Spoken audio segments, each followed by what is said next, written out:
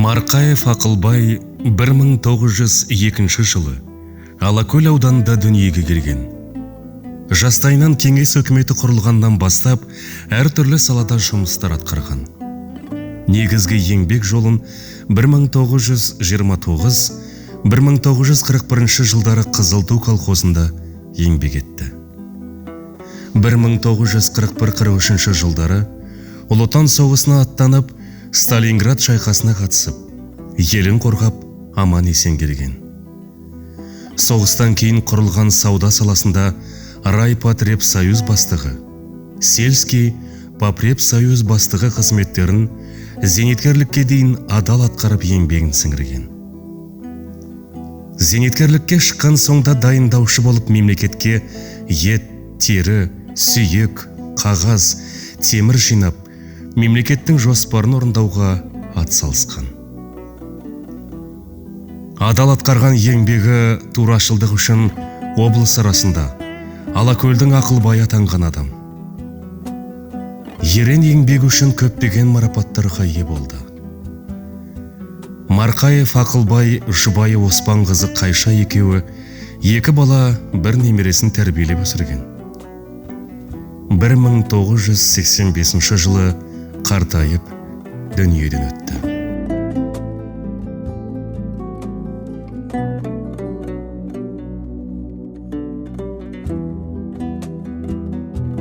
Ахметұлы Әділбай 1906 жылы Алакөл ауданында дүниеге келген. Өз кезінде 4 кластық білім алып, жастайынан әртүрлі салада жұмыстар атқарып, Ұлы Отан соғысы жылдарына дейін жаңа құрылған колхоздарда еңбек етті. 1941-45 жылдары Ұлы Отан соғысына аттанып, елін қорғап, аман-есен келген. Соғыстан келген соң негізгі еңбек жолын Анталы колхозын құрып басқарма бастығы болған. Одан кейін Ақтөбек ауылында Молотов колхозында мал өсіретін ферма құрылып, осы саланың ұйымдық жұмысымен қатар ферма бастығына дейін көтеріліп, барлық жандандыру жұмысын елдің алғысына бөлене жүріп атқарған.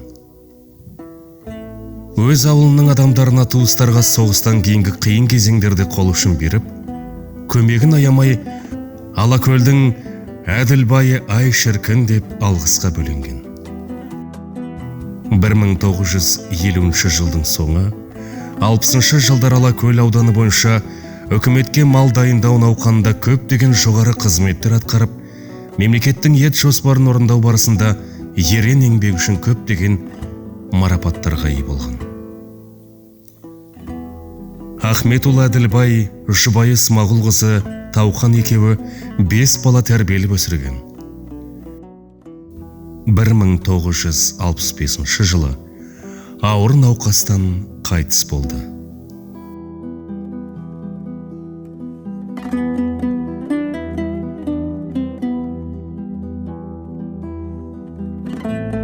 Марқаев Әдеш Ақылбайұлы 1929 жылы Алакөл ауданындағы Қазақстан ауылында жаңа құрылған Жағатал колхозында дүниеге келген. Ұлы Отан соғысы жылдарындағы қиын кезеңде ауылда 12 жасынан бастап үлкендермен бірге колхоздың жұмысына араласқан. 1949-52 жылдары әскери қатарында отан алдындағы борышын өтеп келді.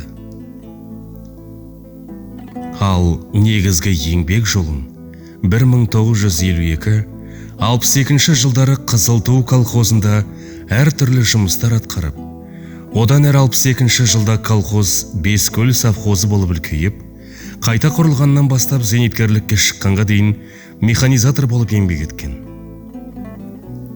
1992 жылы зейнеткерлікке шықты. Бірақ еңбек адамы совхоздың негізгі науқаны егін жинау кезінде комбайн айдап үнемі жастарға білгенін үйретіп, көмектесіп жүрген. Ерен еңбек үшін көптеген марапаттарға ие болған. 19 сәуір 1967 жылы нөмірі 53-07-88 Трудового Красного Знамена 13 желтоқсан 1972 жылы, нөмірі 83-40-74, знак почета. 22 ақпан 1982 жылы, нөмірі 39-60-53, Ленин орденімен. 25 қыркүйек күні 1984 жылы, ветеран труда медалімен марапатталған. Марқаев Әдеш, жұбайы Наурызбаева Сара екеуі 4 бала тәрбиелеп өсірген. 2006 жылы дүниеден өтті.